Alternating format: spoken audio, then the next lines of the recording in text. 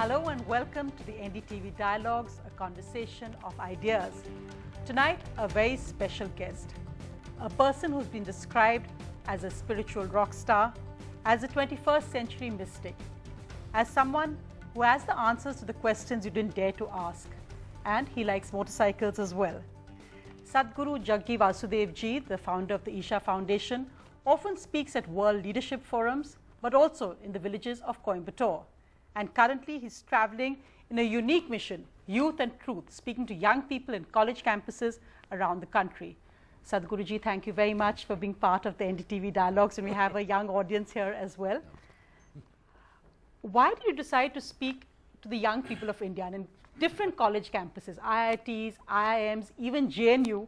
It's an interesting choice. Why have you decided to go to all these college campuses? Well, in the last 36 years that I've been active with people, this is one constant refrain. Thousands of people have asked me this question. Sadhguru, when I was 20, where were you? Now you come when I'm 60. If you had come when I was 20, I would have lived in a different way. So I decided we will step out and meet all those people in this country who are below 25 years of age. Because essentially, what we are referring to as life is just a combination of a certain amount of time and certain amount of energy. Our time is ticking away as we sit here.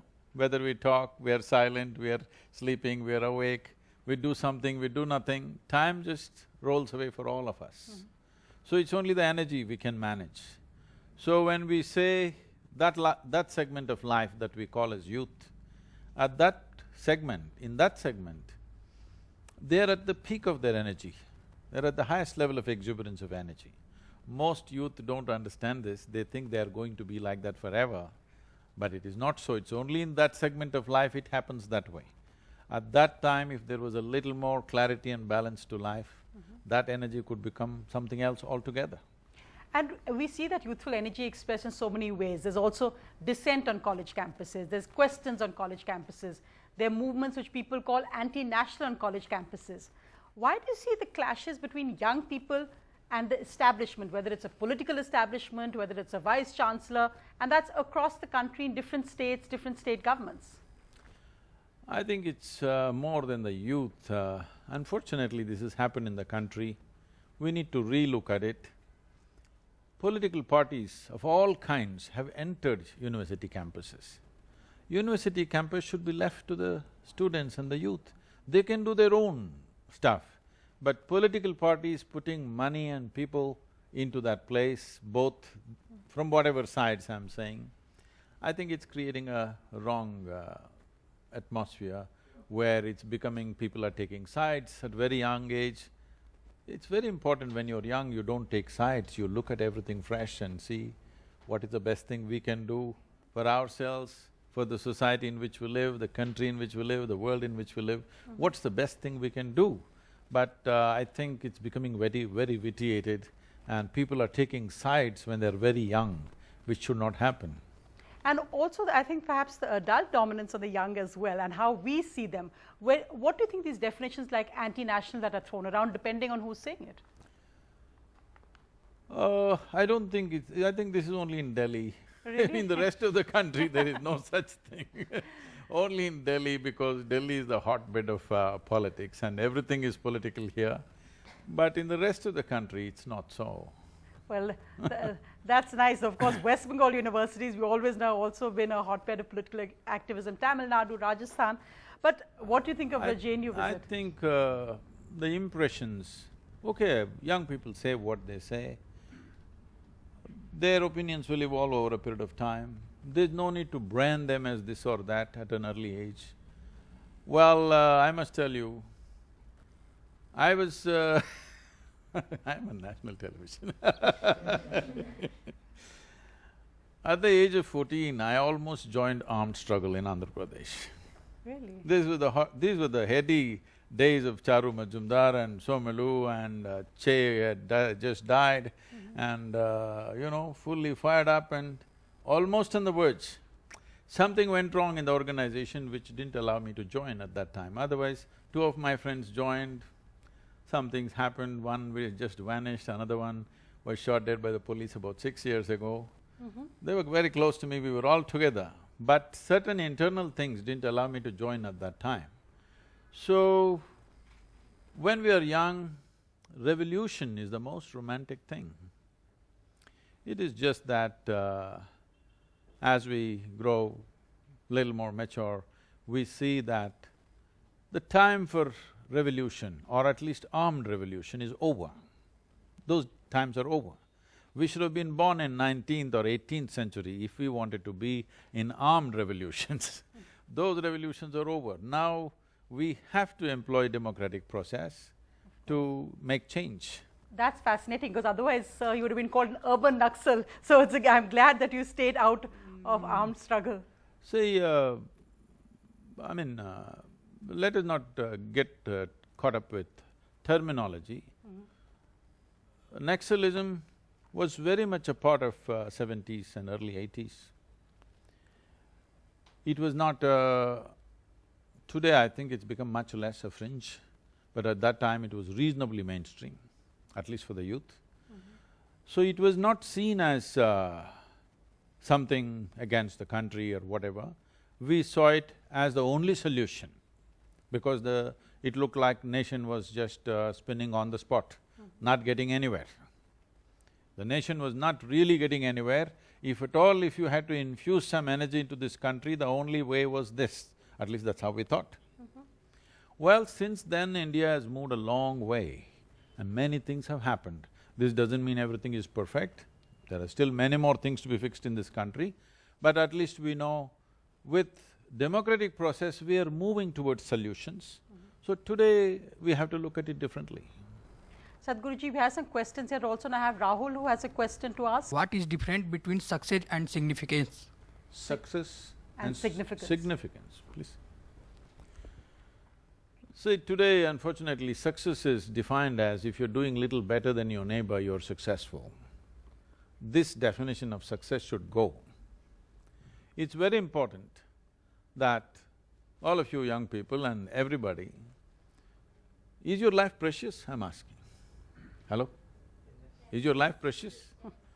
If it's a precious life, what are you going to invest this life into? This is something we have to look at as profoundly as it's possible for you at this stage in your life. But without thinking whether you are investing this precious life into the right things or not, if you simply throw it around, you may be still successful compared to somebody else. You will always be successful compared to somebody else. If you compare yourself with a beggar on the street, you are successful. It doesn't mean anything. Just you're earning a few rupees more doesn't make you successful. Success means at least you're finding full potential to who you are in terms of your intelligence, your capability and competence. You're finding full expression to who you are. This is important. So if you are doing that, and if we have managed to organize our competence in sync with many other people, then what we are doing may become significant, may. But world also has to cooperate to become significant. Amongst all the questions you've taken already, and you've said that there are no holds barred, what have been the questions that have come up the most for young people today to you? Well, everybody's talking about relationships, sexuality, drugs, alcohol. This is the common thing. But there are many people, a whole lot of them, about their aspirations, confusions about what to do and what not to do in their life, how to deal with their parents who seem to be, seem to have a dinosaur's brain and this kind of things. What about the issue for young people, which we found a lot in our journalism, has been the issue of jobs and unemployment? Has that been a central issue? Not at all. Not at all, except in IIM Bangalore, one question came up, and you know that's been a lot of disturbance in the country. The Twitterati has been going crazy. What I said was, this is a management school, the elite management school. They're asking, will I get a job? I said, being in a developing country, a developing country means still a whole lot of things are not done yet. And we are giving you the best education. We are giving an MBA in IIM, in a beautiful, fabulous, campus. I said, studying here, it should be a shame that you are asking me, where will you get a job? you must see what you can create in this country because there's so much to be done. Because we are not a developed country where, oh, what shall I do? There is so much to be done. If you just open your eyes and look, there are 1,000 things to be done for everybody, isn't it? That is what a developing country means. So this is a time when we can have the joy of creating this nation. Later on, the next generation may enjoy the comforts of it, but we know the striving and the joy of creating something or making something happen. So, it is… I mean, now that you ask me, it's amazing that nobody asked about employment except this one question in IIM Bangalore. That's really an eye-opener. That's very interesting because, in fact, in so many of the recent agitations, I would say, whether it's the issue of reservations, whether it's the issue of quotas, Patel quota, X quota, Y quota, and it comes all across the country. Often we say that joblessness is the core of that, but you actually have a different perspective then on that. It's not my perspective. You asked me if they asked questions, they did not. It's their perspective. But when you see these different protests which erupt in different states, it can be Gujarat, it can be Tamil Nadu, it can be Bihar. A whole lot of caste quota things, it has become a means for somebody to become a leader, okay, unfortunately. Unfortunately, in this country, still we are in this mode that if you want to become a leader in some capacity, you don't have to create anything, you don't have to build anything, you don't have to make anything happen. You gather 100 people and block the highway, make everybody's life miserable for 3 days, you may get elected because they think you are a leader. This has to change. If we want to build a nation, this has to change. People who create something, people who strive for something to make things happen for this country, they must become leaders. Right now, there's a whole lot of people who are giving commentary on everybody's mistakes, how they've done this wrong, that wrong. See, only those who are striving to create something can make mistakes. Those who are giving live commentary on everybody else's life, they can't make any mistakes because they're not doing anything in their life. What about young people here? Anything on that? Go ahead. Good evening, Sadhguruji. So I feel personally that this is an issue which plagues a lot of the, mental thought process of people of our generation, that we are stuck in a rat race to an extent to, carve out a certain career at this age at which we're trying to establish ourselves and become somebody in this world.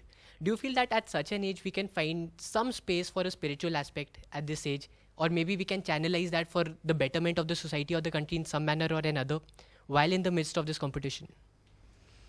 See, you're not in the midst of any competition, you're in the midst of carving out your life, all right?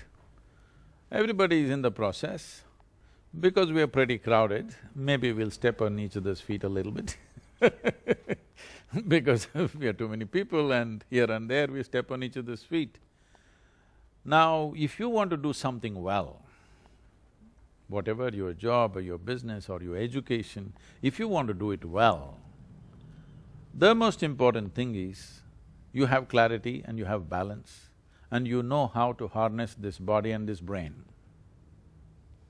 So this is what spiritual process means. Spiritual process means approaching your well-being in a scientific manner, as a technology for well-being. Well, people have been projecting it as spirituality means looking up or looking down. No, spirituality has always been in this culture been described as self-knowledge, isn't it? When should you get to know about the nature of who you are? At the beginning of your life or at the end of your life? That's all.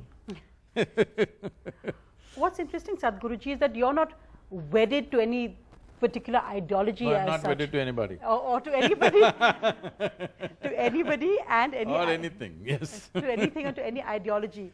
But what we often see around us, I'm glad I'm making you smile. I said, Why, but it doesn't take much effort. that's nice. It's wonderful to be smiling all the time. But I think what often comes up in this whole clash of ideologies, as it were, comes questions about whose ideology is better, who's majoritarian here, when we talk about Indian culture, does that become associated with an ideology? How do we differentiate these things? Even yoga, for instance, gets associated with an ideology, which seems sad. This compartmentalization is being made by people who have nothing to do with those things. Nobody who's practicing yoga is making it an ideology. Those who are practicing know what's the benefit of it. Those who are not practicing, they say, oh, you're all yoga lot, you're all this, you're all that. This labeling is happening from outside. First of all, ideology means you're trying to concretize some part of your life, okay? You're trying to concretize something simply because you lack consciousness. You don't have the consciousness to simply look at everything fresh, every moment of your life and grasp for what it is. You want to concretize this and say, this is it, this is it, this is it. This is an automated way of functioning. But once we came here as human beings, only to the humans we refer to you as a human being. We don't call a tiger as a tiger being or elephant as an elephant being, an ant as an ant being, because they all live in reaction to what happens around them. Whatever the surroundings throw at them, they will react to them as they know best from their instinctive way of doing things. We are supposed to know how to be. How far away from that most people are, that's another matter. But essentially, we are supposed to know how to be. If we knew how to be, would you keep yourself blissful or miserable? I'm asking all the young people. If you know how to be, would you keep yourself blissful or miserable? Blissful. If you are blissful, would you concretize anything within yourself? You would look at life fresh, you would engage and involve in everything, and according to your intelligence at that moment, you will decide what to do. Is it the perfect thing? Maybe not. Somebody else always can find fault with what I'm doing, but at least I am not stuck to something. I am always an active intelligence looking at how to do every aspect of my life. This is what needs to happen in the country, this is the basis of this culture. We never had even a moral code in this country simply because we relied on human consciousness, never on a morality. Nobody ever, even the so-called divine entities in this culture, never ever gave us a commandment. This is what you must do, this is what you should not do. It's always been a debate and a debate. Even when when a Shiva or a Krishna comes, endless debate, isn't it? Questions and questions and questions. So this is the culture because in this culture, it is about consciousness. It is not about concretization of our ideas. So why then do we see so many rules that seem to be laid down, whether it's about eating beef, whether it's about Section 377, whether it's about the way a good Hindu should be or a good Muslim should be or a good Catholic should be? Why are we seeing so many… why is religion and religious rules taking center stage? See, many things that you mentioned right now, either about the cow slaughter or the 377, none of these things are religious. How are they religious? Why are you saying it's religious? It is of cultural significance, it's of economic significance. People are missing the whole point that bovine animals are the basis of our wealth in the village. Those of you living in the city, maybe you've not seen a cow, so what can we do about that? But I'm saying if you live in a village, cattle are your economic wealth. And if somebody steals it from you, naturally you're going to run after it, especially because you can cut it and eat it up and my wealth will disappear. Can't trace it, it's not like a car, I can go and find it somewhere. If you eat up my bovine animal or even a goat or a sheep, see, you must understand, these things happen not only for a cow. Even if you steal a sheep or a goat, it still happens. But people are leaving it. But lynchings, Sadhguruji, lynchings at this time is the 21st century. Yes, you know that I have spoken about it, but you're again asking the question. Yes. You know I have clearly spoken about this. What I'm saying is, we have a nation, still geographically our law does not cover every square inch of this nation, okay? Law cannot reach, it is simply not equipped. Right now, suppose you steal my cow. What am I supposed to do? Go and file an FIR? You think so? And go to the court and after 20 years, I will get my justice for my cow? My cow is gone means tomorrow my children won't eat. This is my condition of poverty. When this is the condition of poverty, in the villages they have their own norms. If you steal a cow, what we will do to you? If you touch my daughter, what we will do to you? If you do something else, what we will do to you? They got their own mob justice, But Sadhguruji, these are not really the villagers. These we seem organized groups of Gau Rakshaks, or even the Prime Minister said these are not Gau Rakshaks, these are vigilantes. No, see, crime happens in the country. I'm not giving a commentary on the crime situation. Yes. Many kinds of crimes happen. Out of that, somebody misuses this also and it happens. I'm not talking about that.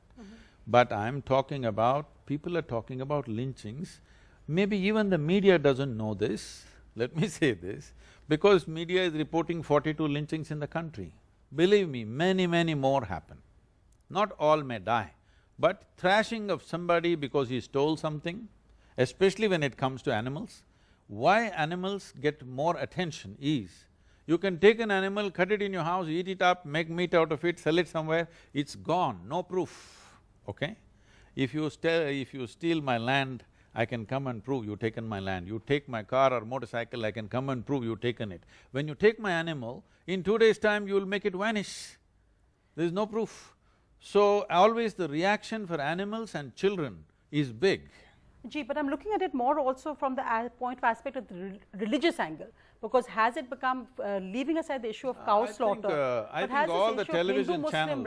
I think all the television channels are trying hard to give it a religious angle. You must stop that. You think it's only Yes. television channels, Sadhguruji? See, I'm saying there is… You don't think No, it's no, a there is a reality? problem. I'm not saying there's no problem in this country, there is a problem. Do we want to settle the problem? Do you want to aggravate the problem? That is a question you must all answer. How do you think we can settle this problem? Because that really See, must be the focus. one important thing is, everybody knows where the hot spots are in the country. It's not all over the place. It's just a few hot spots. These hot spots can be managed, proper policing can be done, enforcement can be done, those who are vulnerable can be protected properly. If you just do that for 6 months to 1 year, when that situation passes, some situation is there, anger builds up among people. So when that happens, it needs to be managed. Instead of that, somebody is playing with it, all right? When you play with it, what is a quarrel becomes a fight, what's a fight becomes killing. We must understand this is how the social dynamics function. Do you think politics and religion now need to be separate in a sense? Do you think this cocktail of the mixture of religion and politics is not working? See, it is clearly separate in our constitution, I don't see how it is mixed up. Our idea of separation, if it is a politician should not go to the temple or mosque or church, no, that is not how it is. They can privately practice whatever they want. But religion and politics are distinctly separate in this country as per the constitution. It is only certain people saying, which never gets any attention, certain people are clearly saying our religion is superior to the constitution, we will not follow the constitution, we will follow only our religion. But nothing is said about that. Action should be taken about that, isn't it? Of course. What's interesting, Sadhguruji, is also now we've seen many yogis and politics. You've seen whether it's Baba Ramdev, who's often talking on I think Baba Ramdev is in business. Exactly. So whether it's yogis in politics or business, can spirituality, can the whole ascetic nature of being a yogi mix with politics and business and other statements? You've made some political statements which your political leaders have reacted to on Sterlite. Before you ask that question, you must ask a question, because I am a yogi, will you give me a tax benefit? Will you let me drive on the street without a license? Will you let me fly without a ticket? Will you? No. Then, when I'm fulfilling all the responsibilities of being a citizen, what is the problem about my rights as a citizen? What is the issue about that? Well, the yogi is fulfilling all the responsibilities of being a citizen in this country. So he must be a citizen without rights, is it? Is that what you're asking? No, I'm asking, should yogis be politically involved or politically They can involved be or involved in engaged anything in this country as long as it's legal. They can even become journalists, I may become, just hold on. See, in this country, we are right now one of the biggest and the most significant and important thing that we need to do is we need economic development in the country. Why? Still because 500 million people have not even eaten properly, forget about anything else. When 500 million people in a nation are going to bed without enough food in their stomach, this is nothing else. First thing is economic development. If economic development needs to happen, If somebody starts a successful business, whether he is a yogi or a journalist, as a politician or insane man, it doesn't matter. If he's running a legitimate business successfully, should we applaud that or should we worry about it? But it doesn't contradict it. Then how is a yogi different from anyone else? How is yogi different from the worldly pleasures? Yogi is capable of doing anything effortlessly, you know. I will tell you, some conference in Chennai and I'm driving, they're driving me. Normally, I don't let anybody drive me because I don't like the way they drive, most of them.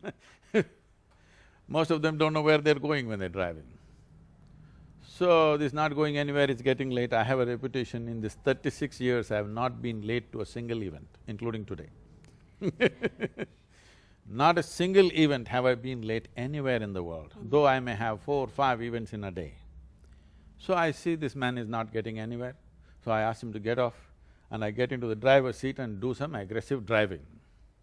And you know all this, now all the hotels, after that Mumbai event, Mumbai attack, everywhere you have to stop, he will open the bonnet, he'll look at the boot, he doesn't know what he's looking at. Is he checking my engine? I don't know. So one car goes ahead, before the barrier comes down, I just zoom through that, go and leave the car in the portico and run into the hotel for the conference. So I am on time, I finish my conference and I come, some journalists are waiting. They said, you drive your own car. But in ancient times, yogis used to walk. I said, you idiot, in ancient times everybody used to walk, huh? Not just the yogis. I'm saying most people's idea of a yogi is from a calendar. They think still the yogi should be doing the same thing. You must understand that was just one picture that was taken of the man. He was doing many things in his life. One other aspect, Sadhguruji, and this I think is a worrying thing, is the high incidence now of violence against women, the whole assault on women, the rapes we're seeing around the country, and now worse and worse we also see this in religious institutions, whether it's some Baba, whether it's in a Muslim cleric, whether it's in the Catholic Church. This high incidence of religious violence, even in religious institutions, do people lose faith in institutions when we hear of incidents like this? See, unfortunately, if our Indian journalism makes an effort to travel to all the institutions, irrespective of their whatever backgrounds and attachments, and report what are all wonderful things they're doing, it would make an interesting story. But you report only when somebody does something wrong like this. There are thousands of institutions. Till now, in the last 10 years, you might have reported about a dozen nasty ones. But only rotten apples get reported. Really sweet ones never get reported.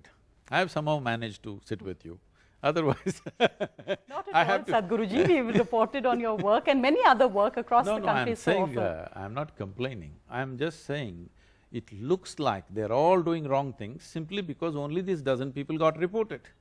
All the other wonderful people are doing a whole lot of work, they never get reported. They may not have the wherewithal like me to go everywhere in the world and do everything.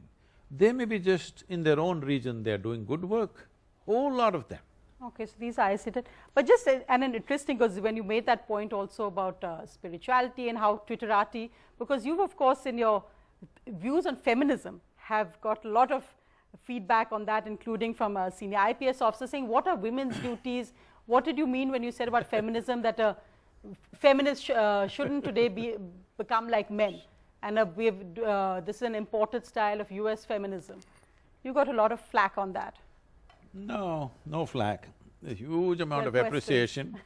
A handful of people, because this has become the unfortunate situation in the country. This is not the first time. Every time I speak something, there is a group of people who are always waiting to mischievously edit those things and put out in a provocative way. Well, when you're having a conversation, you say many things. In that you cut out 2 sentences and say, this is what he said. This is just ridiculous stuff. So I don't respond to those things, simply because it's obvious they're motivated people. Leaving that aside, about feminism, after that I tweeted 2 more, because somebody that I knew, some very prominent woman, wrote to me and said, Sadhguru, why is it coming out like this? These are not your words. I said, these are not my words, they're editing it and doing this. So I again tweeted twice so that it's clear to them. See, essentially what I said was, if money is the only value in a society, what is masculine will rule, whether you like it or you don't like it, okay? I'm talking masculine, not men. So if masculine rules, if women want to be successful, what do they have to do? They have to shed their feminine nature, act like men. This is a sad society. If you just beat out all feminine nature in this world, this will become an ugly world. So I said, if money is the only value, male is the only value. Now they're saying, should we not earn money? Who said you should not? But it should be… that should be the basic value. The economic should be the basic value of our life. Right now it's become like this. If you say a big man in Delhi, do you mean to say he's got a big brain? Do you mean to say he's got a big heart? No, he's got a big pocket. Of course. So that's the only thing we're referring to. When we go like this in a society, we will destroy the feminine nature. Unless there is equal opportunity for all aspects of life in a given society, there is value for everything, only then feminine will flourish. Final thoughts, I think Sakshi has a question for you as well. Sakshi, go ahead. So we all saw that how you and Baba Ramdev rode your Ducati into the Isha Foundation campus.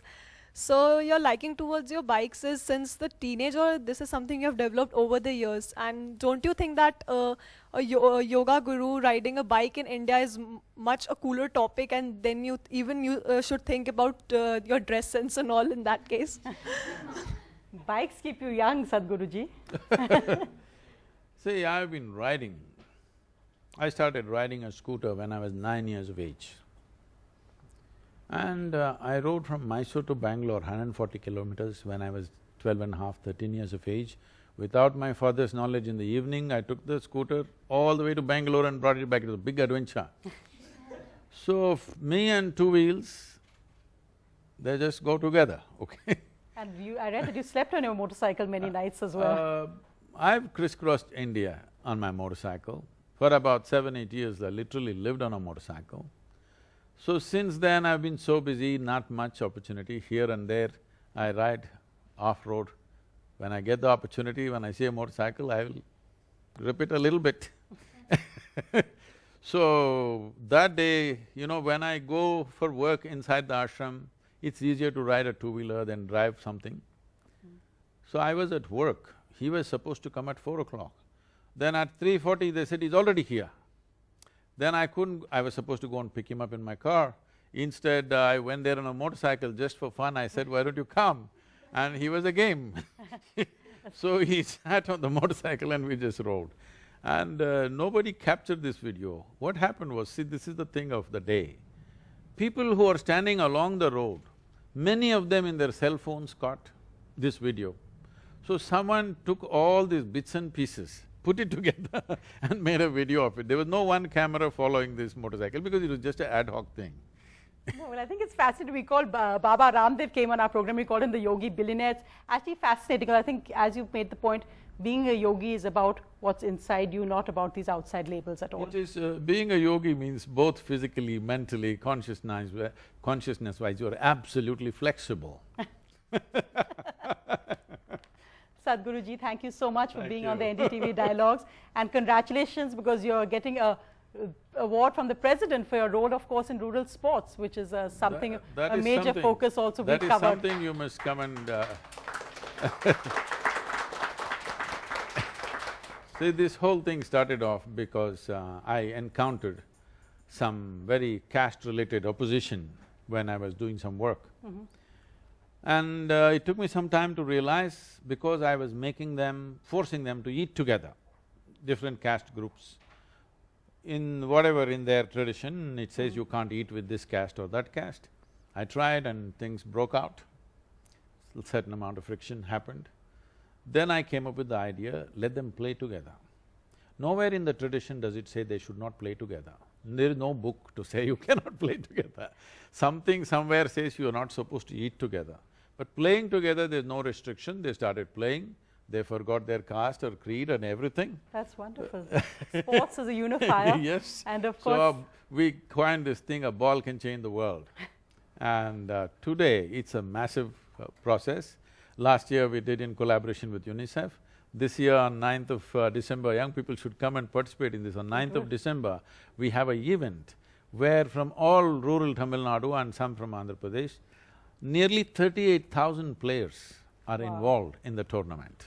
Fantastic. And I applaud this initiative of you reaching out to young people of India, because I think that really is our future. Thank you, Sadhguru ji, for being part of the NDTV Dialogues. Thank you.